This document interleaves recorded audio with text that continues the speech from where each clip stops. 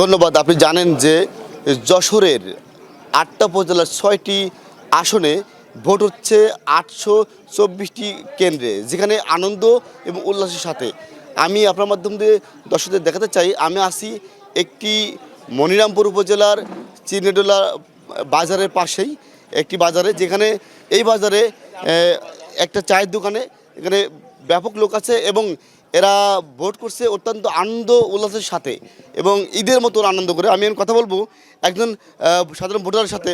আসলে আজকে যে কালকে ভোট আপনার সকাল 7টা থেকে শুরু হবে, কি মনে হচ্ছে এবং কেমন লাগতেছে? আমরা বলতে চাই বাংলাদেশে যাইতো সংসদ নির্বাচন কালকে বাংলাদেশে আমরা উৎসব এই দেশে ভোট দিতে চাই ঈদের আনন্দের মতন। ধন্যবাদ। আসলে যেমনটি শুনছিলেন একজন ভোটার বলছে তার অনুভূতিটা আগামীকাল ভোট এবং ভোটের জন্য তারা অত্যন্ত আনন্দ এবং সবাই মিলে ভোট করছে এমনটি বলছেন। আমি আরেকজন ভোটার সাথে কথা বলবো। আজ কালকে যে ভোট আপনি কি মনে করতেছেন? এবং ঈদের মতন খুশি, ঈদের মতন খুশি, ঈদের মতন খুশি। আসলে নতুন ভোটারের কথা বলবো। আপনি তো নতুন ভোটার না, তা আপনি কি মনে করতেছেন যে আগামীকাল ভোট হবে এই বিষয়ে আপনার কেমন লাগতেছে? এবার অনেক আগের চেয়ে মুরব্বীরা যা বলেছে তার চেয়ে এবার অনেক আনন্দ। এবার এই যে আনন্দ এটা মনে করেন আমাদের মানে একটা ঈদের মতন ফুর্তি লাগতেছে যে সবাই মিলে ভোটের মাঠে যাব, দেখবো, সবাই একসাথে ভোট দেবো। এটা হচ্ছে আলাদা একটা আনন্দের বিষয়। ধন্যবাদ। আপনি যেমনটি শুনছিলেন একটি নতুন ভোটারের কাছ থেকে যে আগামীকাল সকাল 7:30 ভোট হবে। এই ভোটের বিষয়ে সাধারণ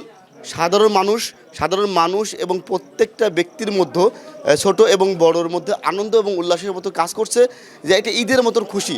সবাই মনে করছে যে আগামীকাল ঈদ এমনটি মনে করছে এবং চায়ের দোকানে প্রত্যেকটা দোকানে আলোচনা হচ্ছে আগামীকালকে ভোটের বিষয়ে এবং কাকে ভোট দিবেন, ভালো মন্দ এবং যিনি এমপি প্রার্থী এবং বিশ্লেষণ হচ্ছে যে কে ভালো এবং কাকে ভোট দিলে এই আসনের জন্য প্রত্যেকের কল্যাণে কাজে আসবে এবং রাস্তাঘাট উন্নয়ন করবে এবং সার্বিক বিষয়ে কাজ করবেন এমনটি বলছেন। এবং সবাই একটা কথা দাবি করছেন আগামীকালের ভোটের পরিবেশ যেন সুন্দর থাকে এমনটি।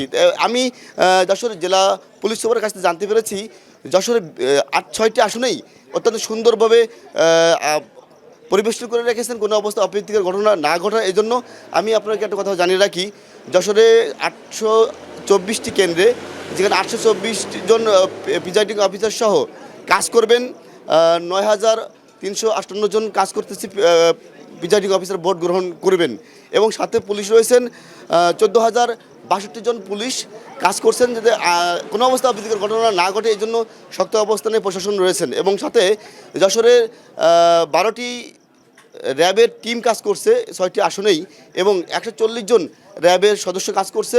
কোথাও কোনো অপ্রীতিকর ঘটনা ঘটলেই তাৎক্ষণিক ব্যবস্থা নেবে বলে আমাদেরকে জানিয়েছে। ধন্যবাদ। সর্বশেষ প্রত্যন্ত অঞ্চলের একটি চায়ের স্টল থেকে এই খবরটি আমার কাছে ছিল।